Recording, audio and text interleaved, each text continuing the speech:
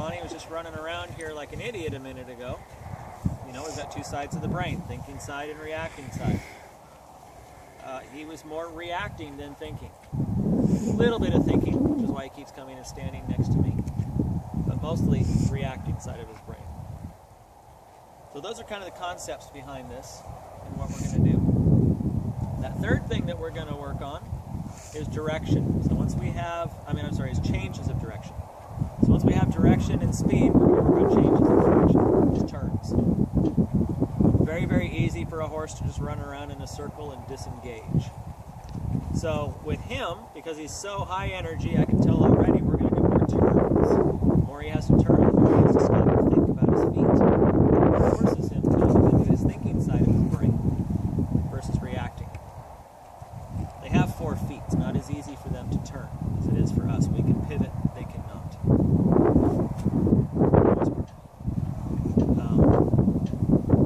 And then the final thing that we're going to work on, all of that stuff that we're going to do, is our end goal is that join up. What horses ultimately are looking for is a good leader.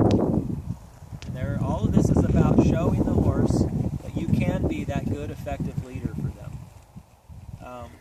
We all hear about alpha horses and all the rest of it. In the general herd, an alpha horse is very rare, and most of the time it's going to be an alpha by necessity, because nobody else would step up and do it. Not always, but sometimes, most of the time, that's the way it's going to be. So even with an alpha horse, if you can sit here and show them that you're going to be a good leader, they're going to go, oh, thank God, I've been looking for one. And this is kind of where we start that. We label this whole thing as join up. Yes, it's a round penning exercise, but the goal is join up. I want the horse to be with me. I want the horse to want to be with me in there. So, way to the horse's brain is through his feet. So I'll make sure he doesn't jump here. So this is an exercise where we do use the handy stick. And we use it to help us communicate energy. So we've got a couple different places that it's going to be. So where I have it right now is very low energy. I'm barely holding it, I'm dragging it, I'm not really using it for anything. This would be kind of a little bit more energy, medium energy, high energy, and if you need to whip it, swing it, crack it, all that kind of stuff, even higher energy. I'm not going to do that because he might jump over the fence if I do. But, even though it is handy stick, whip, whatever you want to call it, we're never going to touch the horse with it. We're not meant to whip the horse. Even if we're trying to get the horse moving, we're not going to ever strike the horse with it. The only exception to that would be is if the horse turns and charges you or cuts the arena and is getting close. If you need to use it to keep yourself safe, absolutely, it's what it's there for. To make yourself bigger and get the horse away from you. So obviously with him, I can make myself bigger just with my hands. You've seen it. But what I'm talking about is if a horse is coming at you and you need to do this to defend yourself. Most of the time, they're not going to run into you on purpose.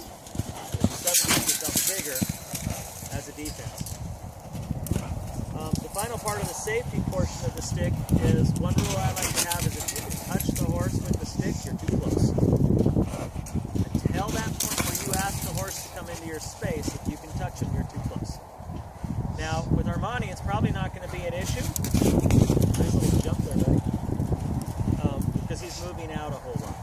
Where it tends to be an issue is the horse that you're asking to move and they don't, and you're walking towards them, they don't move, If you can reach out and touch them, then you need to bring up your own energy, don't get angry.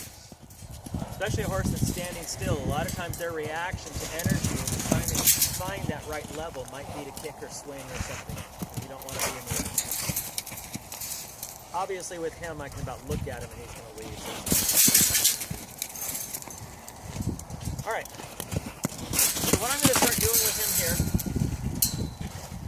I'm going to pick him up here in a minute. So what we want to think about is basically a beam coming out of our belly buttons. And it's important that it's your belly button, not your nose, because we can pivot our neck. And our habit is to look at the horse's head. We want to have our body positioned, not the neck, not our head or neck. And I'm going to imagine this beam coming out of my chest or my belly button that I'm going to push loops around the circle. So I need to be at an angle to the horse's butt. Roughly a 45, obviously it's going to move around as the horse moves around. Especially one that cuts the arena like him. But I'm going to take my energy, use that, focus on his hindquarters, and start pushing him around in a circle. Probably not going to take a whole lot of push with you, is it? So I'm going to ask him to get out.